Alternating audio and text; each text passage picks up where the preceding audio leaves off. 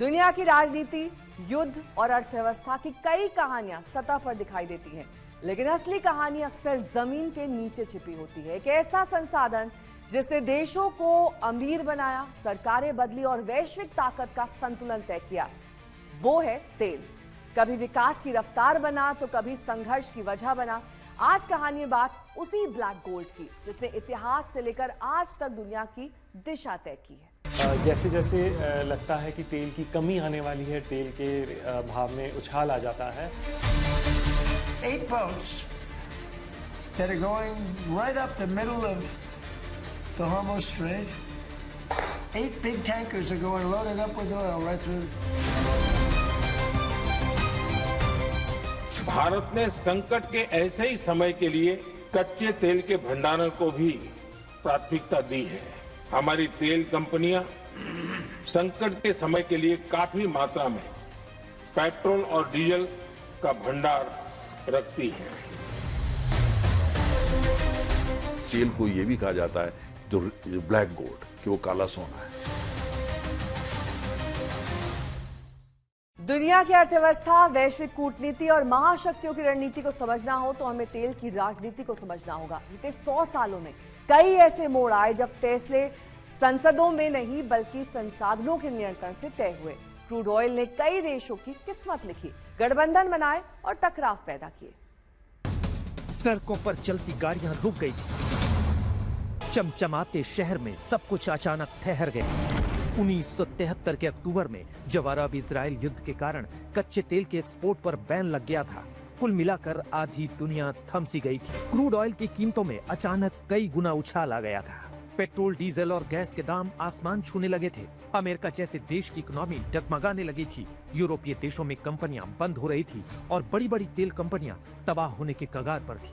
इस घटना ने दुनिया को तेल की कीमत के बारे में बता दिया था और यहीं से लोगों ने समझना शुरू कर दिया था। जिस क्रूड ऑयल को ब्लैक गोल्ड कहा जाता है, हकीकत में वो रियल गोल्ड से कम नहीं है। पूरे इलाके को जाकर के देखते हैं, चाहे वह सऊदी अरब हो या इराक हो या कुवैत हो या अबू धाबी हो या ईरान हो या ओमान हो या कतार हो या बहरीन हो, इन सब की ताकत क्या है, इन सबकी इनका सीक्रेट क्या है। ये सारे देश जो हैं बड़े खुशहाल हैं, बहुत पैसा है और इसके अलावा पूरी दुनिया के अंदर उनका इसलिए जो है एक दबदबा रुतबा है कि भाई ठीक है, अमीर देश है। कतार इतना सा देश है, बहुत अमीर है। आप देखिए सऊदी अरब का मतलब ही तेल है। आबादी तो सऊदी अरब की ज्यादा नहीं है, मुश्किल से 3.25 करोड़। लेकिन क्रूड ऑयल सबसे पहले कहां और कैसे खोजा गया? अमेरिका और अरब देशों को तेल का खजाना कैसे मिला? और उससे भी आगे का सवाल कि तेल की कीमत कैसे तय होती है। तेल की कीमत एक तरीके से, क्योंकि ये ट्रेडेड कमोडिटी है, तो डिमांड सप्लाई के बेसिस पे तय होती है। जैसे जैसे लगता है कि तेल की कमी आने वाली है, तेल के भाव में उछाल आ जाता है। और अगर जैसे लगता है कि भाई हम अब ज़्यादा इलेक्ट्रिकल कार्स पे जा रहे हैं और ऐसे डिमांड डैम्पन होगी आगे आगे चल के, सप्लाई ज़्यादा है, तो फिर तेल का रेट गिरता भी है। तेल का रेट गेन की और भी एक इम्पॉर्टेंट जो क्राइटेरिया जो इम्पैक्ट करता है इसका है, वो है ओपेक प्लस के production cuts. OPEC plus market को कभी कभी प्रोडक्शन कट करते हैं ताकि रेट थोड़ा ऊपर जाए।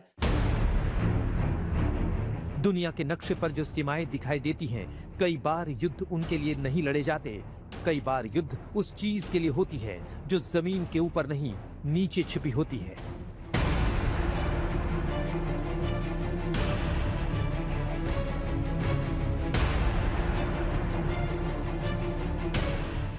आज कहानी धरती की गहराइयों में छिपे एक काले खजाने की।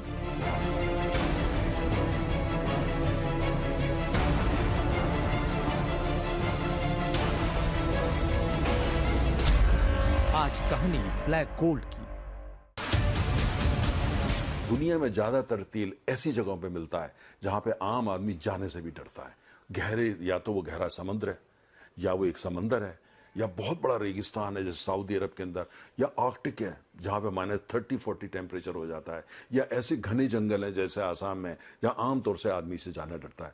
तेल जगत में ये कहा जाता है कि ईश्वर ने जो तेल है वो अक्सर ऐसी जगहों पे दिया है जहाँ पे लोग जाना नहीं चाहते। लेकिन जो तेल को ये भी कहा जाता है जो ब्लैक गोल्ड, कि वो काला सोना है। तो सोना जो है वो ब्लैक गोल्ड है, काला सोना है, लेकिन मिलता ऐसी जगह है जो अलग बहुत दुर्लभ होती हैं, और वहाँ से लाना भी उनका जो पूरी यात्रा होती है, पूरा इतिहास होती है, वो भी काफ़ी दुर्लभ होता है। आज कहानी सिर्फ ईंधन की नहीं है।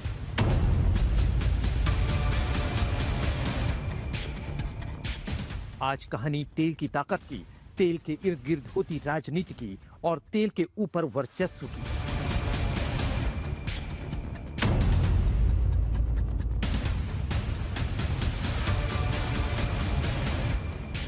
One thing to me, we're dealing with the right people. Is that nuclear related? No, it wasn't nuclear related. It was oil and gas related. Related to the Strait of Hormuz and the flow of... Yeah, it was related to the flow and to the strait, yeah. युद्ध के बाद से ही Hormuz strait में जहाजों का आना जाना बहुत चुनौतीपूर्ण हो गया है।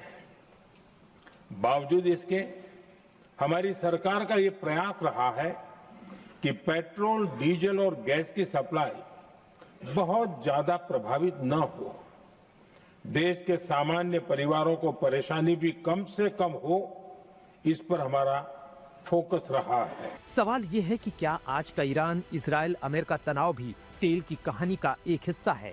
क्या मध्य पूर्व की राजनीति के पीछे असली ताकत तेल है?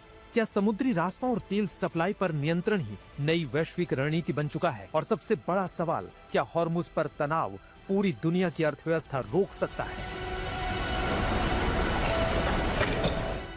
आज दुनिया हर दिन लगभग 10 करोड़ बैरल तेल इस्तेमाल करती है। दुनिया अब इलेक्ट्रिक और ग्रीन एनर्जी की तरफ बढ़ रही है। फिर भी सच्चाई यही है कि जब तक तेल है तब तक राजनीति भी उसके इर्द गिर्द घूमती रहेगी, क्योंकि इतिहास बार बार साबित कर चुका है कि तेल सिर्फ जमीन के नीचे दबा संसाधन नहीं, ये शक्ति का स्रोत है। तेल की ये कहानी सिर्फ खोज या विकास तक सीमित नहीं रही, बल्कि इसी ने वैश्विक अर्थव्यवस्था और देशों के बीच शक्ति संतुलन को एक नई दिशा दी। ऐसे में ये जानना जरूरी हो जाता है कि इसकी शुरुआत कहां से हुई, किन लोगों ने इसे पहचान दी, कैसे अलग अलग क्षेत्रों में उत्पादन फैलता गया और किस तरह सहयोग और प्रतिस्पर्धा के नए ढांचे तैयार होते चले गए। धरती के नीचे छिपा एक ऐसा काला तरल है जिसने इंसान की जिंदगी बदल दी, जिसने रातों को रोशन किया, मशीनों को ताकत दी और देशों को महाशक्ति बना दिया। लेकिन यही संसाधन कई बार दुनिया के सबसे बड़े संघर्षों की वजह भी बन गया। एलएनजी, एलपीजी ऐसी एनर्जी जरूरतों के लिए 27 देशों से इंपोर्ट किया जाता था। वहीं आज भारत 41 देशों से एनर्जी इंपोर्ट करता है। जापान से लेकर बाकू तक, ईरान से लेकर अमेरिका तक और फिर अरब के रेगिस्तान तक तेल की तलाश ने इतिहास के। ये सिर्फ खोज की कहानी नहीं है, बल्कि लालच, ताकत, तकनीक और वैश्विक राजनीति की कहानी है। आज जमीन से निकला तेल दुनिया की अर्थव्यवस्था की धड़कन बन गया है। तेल की वजह से कई देशों की किस्मत रातों रात बदल गई। तेल की असली कहानी शुरू होती है 7वीं शताब्दी से। 7वीं शताब्दी में क्रूड ऑयल जापान में मिला तो वहां के लोगों ने इसे जलने वाला पानी कहना शुरू कर दिया। 9वीं शताब्दी में आज के अजरबैजान के आसपास कई जगहों पर क्रूड ऑयल मिला। 12वीं शताब्दी में रूस के बाकू के पास क्रूड ऑयल मिला। लेकिन इसके बावजूद 15वीं शताब्दी तक तेल का किसी बड़े पैमाने पर इस्तेमाल नहीं होता था। लेकिन 1700 आते आते तेल निकालने के लिए व्हेल मछली का इस्तेमाल दुनिया ने शुरू कर दिया था। सड़क पे जो लैंप जलते हैं, घरों में जो जो लोग तेल की लैंप जलाते थे, जिसको यहाँ पे हम लोग लैंटर्न बोलते हैं। कुछ हम लोग छोटे होते थे या गांव में देखा करते थे कि पहले तमाम लैंप जो है मिट्टी के तेल से जला करते थे। अमेरिका में वो क्या करते थे, बड़े बड़े जहाज जाते थे, समंदर से व्हेल जो फिश होती है बड़ी वाली, उसको पकड़ते थे और उसको वो जो है समुद्र के किनारे लेकर के आते थे। वहाँ फैक्ट्रियाँ होती थी जहाँ उनको मारा जाता था और उनके शरीर से जो चर्बी से और उससे निकाल करके तेल निकाला जाता था। व्हेल मछली के तेल से रोशनी मिलने लगी, परफ्यूम और लुब्रिकेंट बनाने में भी इस्तेमाल होने लगा और इस तेल पर पूरी तरह से अमेरिका का कब्जा था, क्योंकि समुद्र में व्हेल पकड़ने के लिए सबसे ज्यादा जहाज अमेरिका के ही थे। लेकिन 1846 में कनाडा के जियो साइंटिस्ट अब्राहम गेस्नर ने उजाला करने के लिए एक नए तेल को खोज निकाला, जिसे केरोसिन कहा गया। इस ऑयल की मदद से रात में सड़कों पर लैंप लगने लगे थे। व्हेल मछली से निकाले जाने वाले तेल से 15 गुना सस्ता केरोसिन ऑयल था।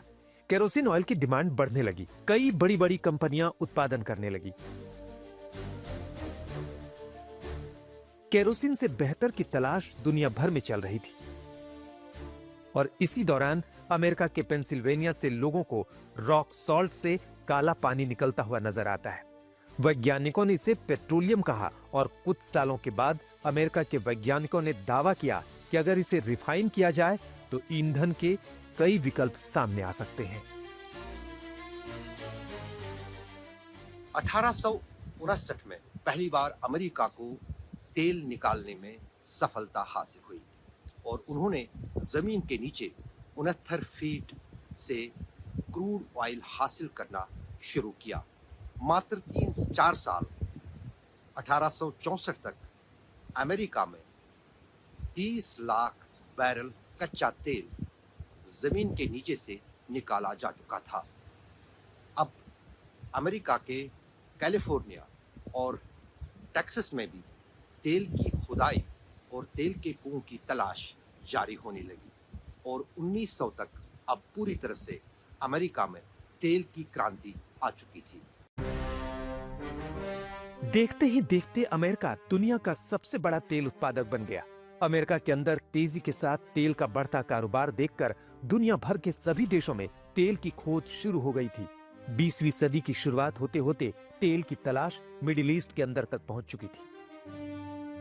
ब्रिटेन के जियोलॉजिस्ट जॉर्ज बर्नार्ड ने 10 सालों तक पर्शिया के अलग अलग हिस्सों में जाकर तेल की खोज की और 1908 में पर्शिया यानी आज के ईरान के अंदर भी क्रूड ऑयल मिल गया था। क्रूड ऑयल मिलने के कारण ईरान में British company Anglo Persian oil company का मोनोपोली हो गया। कंपनी ऑयल को रिफाइन करके दुनिया के अलग अलग देशों में सप्लाई करने लगी। ईरान से निकलने वाले क्रूड ऑयल का सारा प्रॉफिट ब्रिटेन को मिल रहा था। लेकिन कुछ सालों के बाद दोनों देशों के बीच विवाद शुरू हो गया और 1933 में यह समझौता हुआ कि ब्रिटेन ईरान को भी कमाई का कुछ हिस्सा देगा। ब्रिटेन की मनमानी ज्यादा दिनों तक नहीं चली। 1951 में ईरान ने तेल का राष्ट्रीयकरण कर दिया। अब ईरान के साथ साथ मिडिल ईस्ट के कई देशों में तेल की खोज शुरू हो गई और इसी तलाश में 1938 में एक अमेरिकन कंपनी सऊदी अरब पहुंच गई।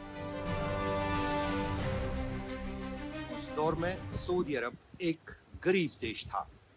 सऊदी अरब का गुजर बसर वहां पर पैदा होने वाले खजूर से होता था और आमदनी का मुख्य जरिया सऊदी अरब में मात्र खजूर की पैदावार होती थी और साल में यहां आने वाले हज यात्रियों से कमाई हासिल होती थी। लेकिन 1938 में अमेरिका की एक कंपनी ने सऊदी अरब में तेल की खोज कर दी और एक तेल के कुएं से अमेरिका की इस कंपनी को तेल मिलना शुरू हुआ।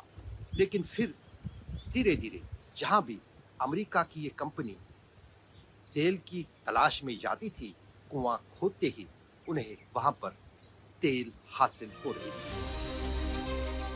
सऊदी अरब की तस्वीर बदल गई थी। ऐसी तरक्की हुई कि ये देश दुनिया के अमीर देशों की सूची में पहुंच गया। महंगी महंगी गाड़ियां यहां रहने वाले लोगों का शौक बनती गई।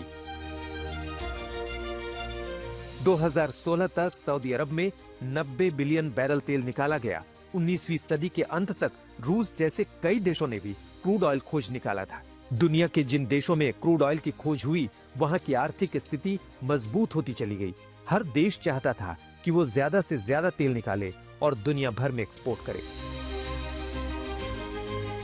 1960 में तेल उत्पादन करने वाले 5 देशों ने बगदाद कॉन्फ्रेंस में एक समूह बनाया जिसका नाम ओपेक रखा गया, यानी oil producing and exporting countries, शुरुआत में इस समूह में जो 5 देश शामिल हुए उनमें सऊदी अरब, इराक, ईरान और कुवैत के साथ साथ वेनेजुएला भी इस समूह में शामिल हुआ। फिर आगे इसमें और देश जुड़ने लगे और ये संख्या 13 देशों तक पहुंच गई। लेकिन इस समूह यानी ओपेक, जिसको ये तय करना था कि कितना तेल जो है उसका उत्पादन किया जाए, कितना तेल एक्सपोर्ट इन देशों की तरफ से किया जाए और तेल की अंतर्राष्ट्रीय कीमतें क्या रखी जाए। लेकिन यहाँ पर भी अमेरिका और रूस इस समूह यानी ओपेक से बाहर रहे। हालांकि बाद में दिसंबर 2016 में ओपेक ने 10 नॉन ओपेक देशों के साथ एक एग्रीमेंट कर लिया था, जिसमें रशिया और कजाकिस्तान जैसे देश शामिल थे और इस तरह से ओपेक को ओपेक प्लस कहा जाने लगा था। जैसे जैसे दुनिया के अंदर तेल का उत्पादन बढ़ता जा रहा था, तेल के इस्तेमाल के लिए बड़ी बड़ी मशीन बनने लगी और लग्जरी गाड़ियां बाजार में आ गई। लेकिन दुनिया को अंदाजा नहीं था कि ये कहानी एक नया मोड़ लेने वाली है। अक्टूबर 1973 में एनर्जी क्राइसिस आ गया। 1973 में पहली बार दुनिया में ऑयल क्राइसिस देखी गई, क्योंकि तब जो खाड़ी के देश हैं उनका युद्ध इजराइल के साथ चल रहा था। इस युद्ध में सीरिया और इजिप्ट के साथ साथ कई खाड़ी के देश इजराइल के खिलाफ लड़ रहे थे और यही कारण था कि ओपेक के देशों ने यूरोप और अमेरिका में तेल एक्सपोर्ट करने से मना किया था और उस पर बैन लगाई।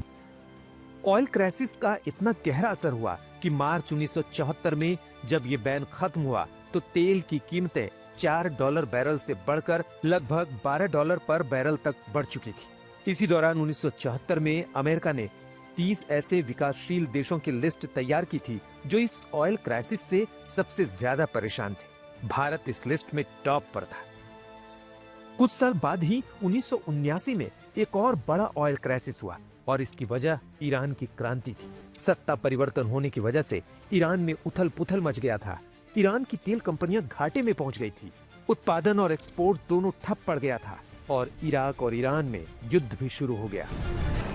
1981 में तेल की कीमत $32 प्रति बैरल पर चली गई थी। इराक और ईरान दोनों बड़े तेल उत्पादक देश युद्ध में उतर गए थे और फिर 1991 में खाड़ी युद्ध के दौरान तेल की कीमत $50 को पार कर गई थी।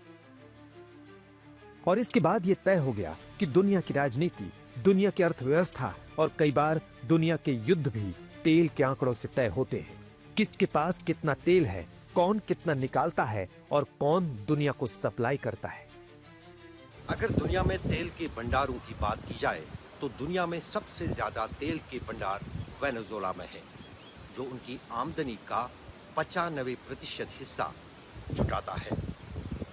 वेनेजुएला के पास करीब 30,000 करोड़ बैरल कच्चा तेल है, जबकि उसके बाद सऊदी अरब का नंबर आता है। सऊदी अरब में दुनिया में दूसरे सबसे ज़्यादा तेल के भंडार वेनेजुएला के पास है। यहाँ पर करीब 267 करोड़ बैरल जो कच्चा तेल है वो यहाँ पर ज़मीन के नीचे मौजूद है। इसी तरह अगर तीसरे नंबर की बात की जाए तो दुनिया में सबसे ज़्यादा तीसरे नंबर के तेल के भंडार ईरान के पास है, जो वर्तमान में इजराइल और अमेरिका के साथ युद्ध लड़ रहा है। उसके बाद फिर जो है कनाडा का नंबर आता है। तो अगर इन 3 देशों की बात की जाए तो दुनिया में आधे से भी ज़्यादा तेल के भंडार इन्हीं देशों के पास है। लेकिन तेल भंडार होना ही ताकत नहीं है, असल ताकत है उत्पादन। 2025 में एनर्जी इंस्टीट्यूट के मुताबिक दुनिया में सबसे ज्यादा तेल निकालता है अमेरिका। अकेले दुनिया के 20% से ज्यादा तेल का उत्पादन करता है। दूसरे नंबर पर सऊदी अरब जो 11.2% तेल का उत्पादन करता है। तीसरे नंबर पर है रूस जो 11.2% तेल का उत्पादन करता है चौथे नंबर पर है ईरान, जहां 5.2% का उत्पादन होता है। 5वें नंबर पर है कनाडा, 6ठे नंबर पर है इराक, 7वें नंबर पर है चीन और 8वें नंबर पर है यूएई। हमारा जो रोजाना का जीवन है उसमें 60% चीजें जिनका हम उपभोग करते हैं वो कहीं ना कहीं तेल से आती हैं, कहीं ना कहीं तेल से आती हैं। आपका वाहन तो चलता है, ये तो सभी जानते हैं, लेकिन वाहन के अलावा आप ये देखिए कि तमाम जो चीजें आप प्रयोग करते हैं, आपका मोबाइल फोन, आपका कंप्यूटर, आप जो कंघी करते हैं वो, या घर में एक बाल्टी, या प्लास्टिक की चप्पल, या दीवारों पर रंग, या आपके पंखे के ऊपर रंग, आता कहाँ से है ये सारा प्लास्टिक, पानी की बोतल, ये सब तेल से बनते हैं। और इसके अलावा जो आप दवाइयां खाते हैं, एस्पिरिन आप खा लेते हैं, वो भी कहीं ना कहीं वहां से आ रहा है।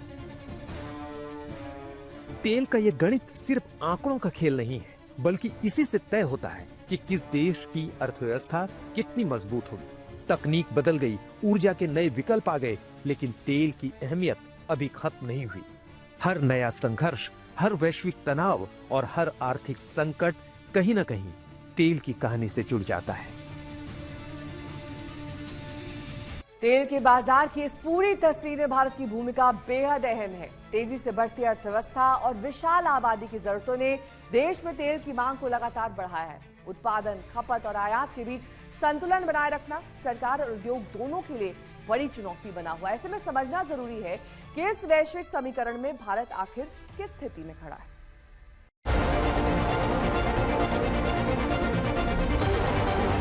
बीते दशक में भारत ने संकट के ऐसे ही समय के लिए कच्चे तेल के भंडारण को भी प्राथमिकता दी है। हमारी तेल कंपनियां संकट के समय के लिए काफी मात्रा में पेट्रोल और डीजल का भंडार रखती है। 11 वर्षों में 53 लाख मीट्रिक टन से अधिक का स्ट्रेटेजिक पेट्रोलियम रिजर्व भी डेवलप किया गया है और 65 लाख मीट्रिक टन से अधिक के रिजर्व की व्यवस्था पर देश काम कर रहा है। बीते दशक में भारत की रिफाइनिंग कैपेसिटी भी अच्छी खासी बढ़ाई गई है। सदन को और देश को ये आश्वासन देना चाहता हूं कि भारत के पास क्रूड ऑयल के पर्याप्त स्टोरेज के और निरंतर सप्लाई की व्यवस्थाएं हैं। धरती के नीचे छिपा तेल एक बार फिर से दुनिया की राजनीति तय करने लगा है। भारत की तेजी से बढ़ती अर्थव्यवस्था को बनाए रखने की जरूरत ने हर साल तेल की जरूरत को बढ़ाया है। हम कुल मिलाकर के भारत में आज 57 से 58 लाख बैरल तेल प्रतिदिन कंज्यूम करते हैं और उसमें से 52 लाख बैरल हम आयात करते हैं। अपने देश में भी हमारे काफ़ी उत्पादन है, लेकिन हमारी तेल की खपत जो है दुनिया में तीसरे नंबर पे, दुनिया में हम तीसरे नंबर पे हैं तेल के कंजम्पशन के बारे में, उपभोग के बारे में। इसलिए हमको भारी मात्रा में आयात करना पड़ता है, क्योंकि वाहन की संख्या बढ़ रही है, कुकिंग गैस की संख्या बढ़ रही है और हमारे देश की अर्थव्यवस्था तेजी से आगे बढ़ रही है। जितना विकास होगा उतना तेल की जरूरत पड़ेगी। भारत अपनी कुल जरूरत का 85% तेल आयात करता है, यानी भारत दूसरे देशों के एनर्जी रिजर्व्स और तेल पर निर्भर है। भारत में जितनी भी गाड़ियां चलती हैं, जितने भी वाहन उड़ते हैं, जहाज उड़ते हैं, उन सब की निर्भरता विदेशों से आने वाले उस तेल पर है जो देश की खपत का 85% हिस्सा पूरा करता है। भारत में बहुत ही कम तेल के साधन हैं, जिनमें से कुछ बॉम्बे के पास और महासागर में और कुछ कच्छ के इलाके में पाए जाते हैं। लेकिन सवाल यह है कि जब भारत पहले से ही मिडिल ईस्ट पर इतना निर्भर था, तो फिर तेल खरीद की रणनीति बदलने की जरूरत क्यों पड़ी? दरअसल वैश्विक राजनीति, युद्ध, प्रतिबंध और तेल की कीमतों में लगातार उतार चढ़ाव ने भारत को नई सोच अपनाने पर मजबूर किया। लिहाजा भारत की तेल सप्लाई का नक्शा पहले से कहीं ज्यादा व्यापक और रणनीतिक हो चुका है। सरकार अलग अलग देशों के सप्लायर्स के साथ भी लगातार संपर्क में है। प्रयास ये है कि जहां से संभव हो वहां से तेल और गैस की सप्लाई होती रहे। भारत सरकार गल्फ और आसपास के शिपिंग रूट्स पर निरंतर नजर बनाए हुए है।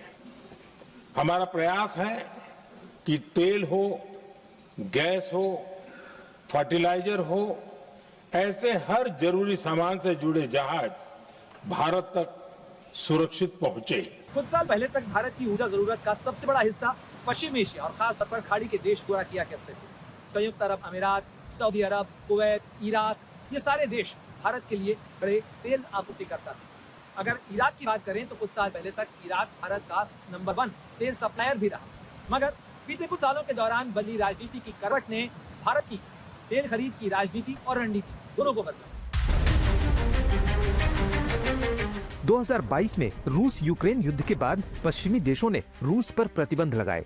रूसी तेल को नए खरीदारों की जरूरत थी और भारत ने मौके को रणनीति में बदल दिया। भारत ने डिस्काउंट पर रूसी तेल खरीदना शुरू किया। कुछ ही महीनों में रूस भारत का सबसे बड़ा तेल सप्लायर बन गया। आज भारत के कुल आयात का बड़ा हिस्सा रूस से आता है। सस्ता तेल मिलने से भारत को महंगाई नियंत्रित रखने में मदद मिली और रिफाइनरी कंपनियों को भी फायदा हुआ।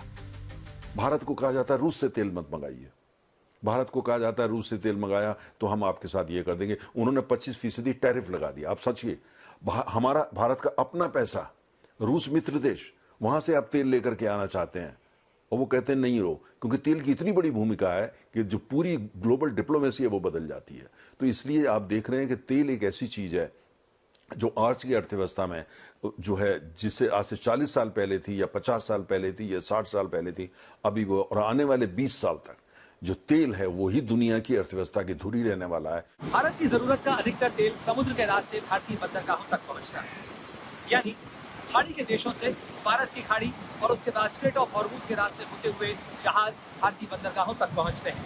ऐसे में पश्चिम एशिया के इलाके में होने वाले किसी भी तनाव का सीधा असर भारत की ऊर्जा सुरक्षा पर पड़ता है। यही वजह है कि भारत ने बीते कुछ सालों के दौरान अपनी ऊर्जा सप्लाई या तेल खरीद को विविध बनाने पर जोर दिया है। अमेरिका, ब्राजील, नाइजीरिया और कनाडा समेत दुनिया के कई देशों के साथ भारत तेल के सौदे कर रहा है ताकि किसी भी एक देश पर ऊर्जा जरूरतों के लिए निर्भरता को कम किया जा सके। दिलचस्प बात यह है कि भारत सिर्फ तेल खरीदता ही नहीं बल्कि दुनिया के बड़े रिफाइनिंग हब में भी बदल चुका है। गुजरात की जामनगर रिफाइनरी समेत कई आधुनिक रिफाइनरियां कच्चे तेल को पेट्रोल डीजल में बदलती हैं। और सिर्फ बदलती ही नहीं, भारत इन पेट्रोलियम उत्पादों को दूसरे देशों को निर्यात भी करता है। यानी भारत कच्चा तेल आयात करता है और तैयार ईंधन बेचकर बाजार में अपनी मजबूत मौजूदगी भी दर्ज कराता है। इसे इस तरह से समझे, भारत अलग अलग देशों से कच्चा तेल यानी क्रूड ऑयल खरीदता है। क्रूड ऑयल जमीन से निकलने के बाद सीधे इस्तेमाल के लायक नहीं होता। इसे अलग अलग ईंधनों में बदलकर रिफाइनरी में एक खास प्रक्रिया अपनाई जाती है जिसे फ्रैक्शनल डिस्टिलेशन कहा जाता है। और भारत यही करता है, कच्चा तेल खरीदकर पेट्रोल और डीजल तैयार करता है।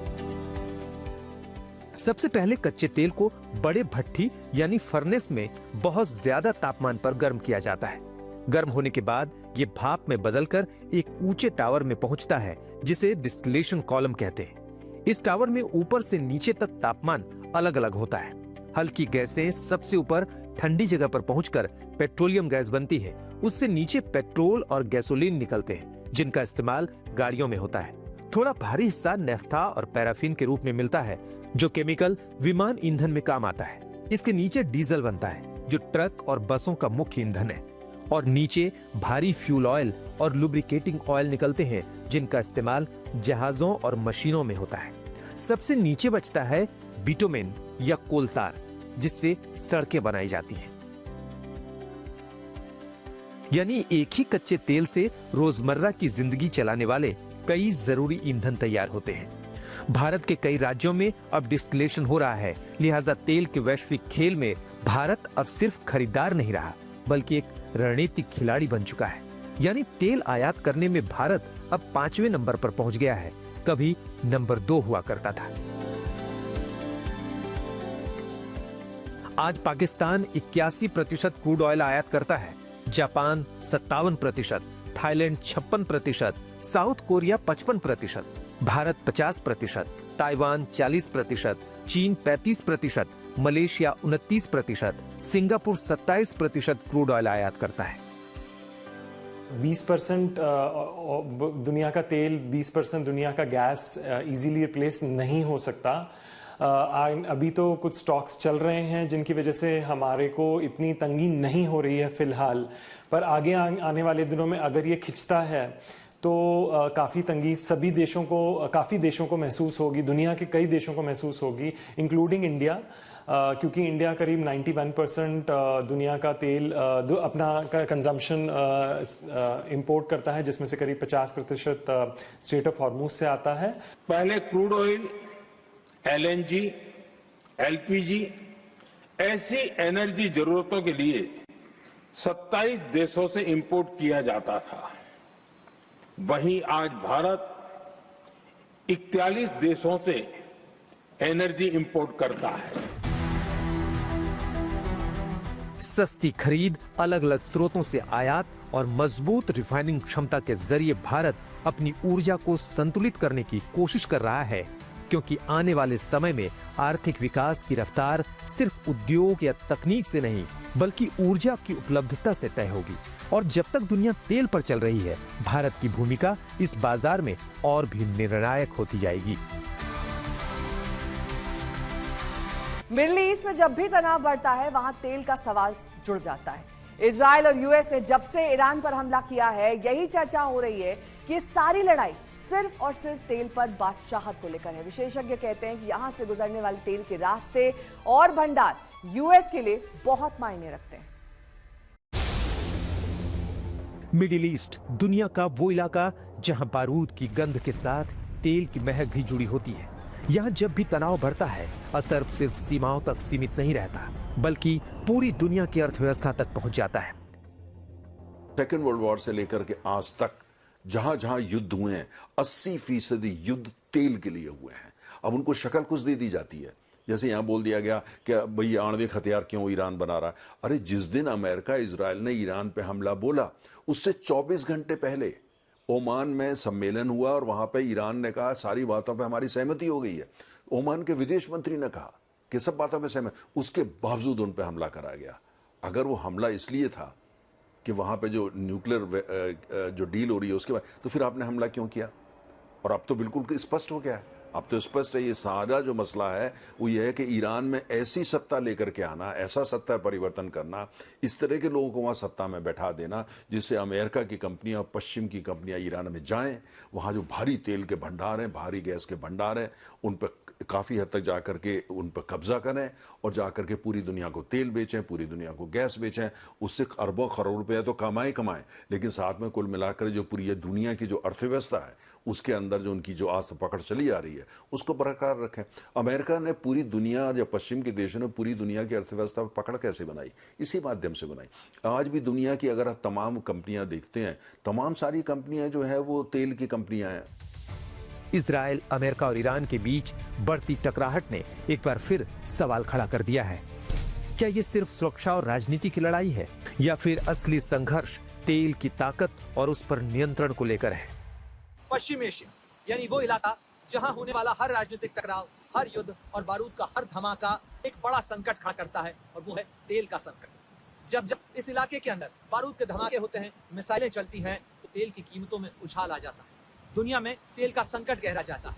यही वजह है कि ईरान के खिलाफ अमेरिका और इजराइल की कार्रवाई के बाद चर्चाएं तेज हो गई हैं कि क्या ये केवल राजनीतिक कारणों से छेड़ी गई लड़ाई है या फिर तेल के नियंत्रण का एक बड़ा युद्ध। दुनिया के कुल तेल भंडार का बड़ा हिस्सा मिडिल ईस्ट में मौजूद है। सऊदी अरब, ईरान, इराक, कुवैत और यूएई जैसे देश वैश्विक ऊर्जा सप्लाई के रीढ़ माने जाते हैं। और इसी मिडिल ईस्ट में खार्ग द्वीप, फारस की खाड़ी में छोटा सा खार्ग द्वीप आकार में भले सीमित हो, लेकिन रणनीतिक तौर पर इसे ईरान की आर्थिक लाइफलाइन माना जाता है।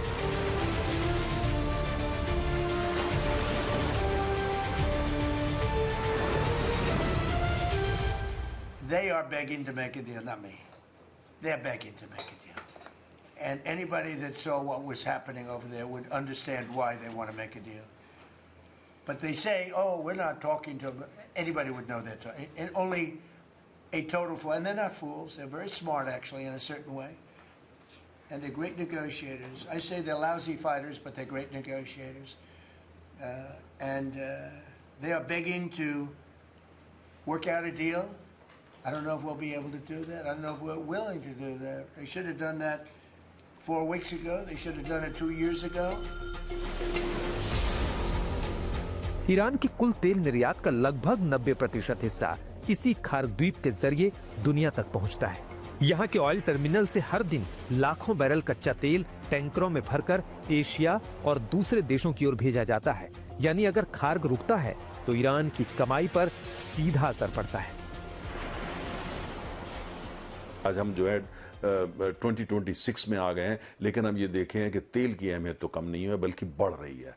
जैसे पहले तेल के लिए बड़े बड़े युद्ध होते थे और आज भी वही चल रहा है। अगर आप सेकेंड वर्ल्ड वॉर से आज तक का आप युद्ध का हिस्ट्री उठा करके देखते हैं, 80% युद्ध तेल के लिए लड़े गए हैं। 80%, क्योंकि तेल की इतनी बड़ी भूमिका है कि जो पूरी ग्लोबल डिप्लोमेसी है वो बदल जाती है। तो इसलिए आप देख रहे हैं कि तेल एक ऐसी चीज है जो आज की अर्थव्यवस्था में जो है, जिससे आज से 40 साल पहले थी या 50 साल पहले थी या 60 साल पहले थी, अभी वो और आने वाले 20 साल तक जो तेल है वही दुनिया की अर्थव्यवस्था की धुरी रहने वाला है। जिसका तेल पे ज्यादा नियंत्रण रहेगा, जिसका तेल पे ज्यादा प्रभाव रहेगा, वही दुनिया के अंदर जो है कि जो दुनिया की राजनीति है, जो उसका सबसे बड़ा जियोपॉलिटिकल शतरंज है, वही उसको अच्छी तरह खेल पाएगा और वही उसमें जीत पाएगा। खार्ग द्वीप अमेरिका के लिए इसलिए भी अहम है क्योंकि यहाँ से जाने वाले तेल का बड़ा हिस्सा चीन तक पहुँचता है। अगर इस सप्लाई चेन पर असर पड़ता है तो सिर्फ ईरान ही नहीं बल्कि वैश्विक ऊर्जा बाजार भी हिल सकता है। अमेरिका दुनिया की सबसे बड़ी अर्थव्यवस्था और सबसे ताकतवर सेना रखने वाला मुल्क, तेल का सबसे बड़ा खरीदार और उपभोक्ता भी है और साथ ही उसका एक बड़ा उत्पादक। मगर उसके बावजूद वो लंबे समय से पश्चिम एशिया के इलाके के अंदर एक बड़ी सैन्य मौजूदगी बनाए हुए है। साथ ही उसकी राजनीति और उसकी रणनीति के अंदर पेट्रो डॉलर एक बड़ा फैक्टर रहा है। यही वजह है कि इस इलाके के अंदर होने वाले किसी भी राजनीतिक तनाव और उठापटक के साथ तेल की कीमतों के अंदर जो उछाल आता है उसमें अमेरिका फैक्टर हमेशा से बरकरार रहा है। माना जाता है कि अमेरिका इस इलाके के अंदर मौजूदगी इसलिए भी रखता है ताकि तेल के नियंत्रण पर उसका दबदबा और उसका रुतबा बना रहे। ईरान दुनिया के सबसे बड़े तेल और गैस भंडार वाले देशों में से एक है और अब अमेरिका की नजर ईरान पर है।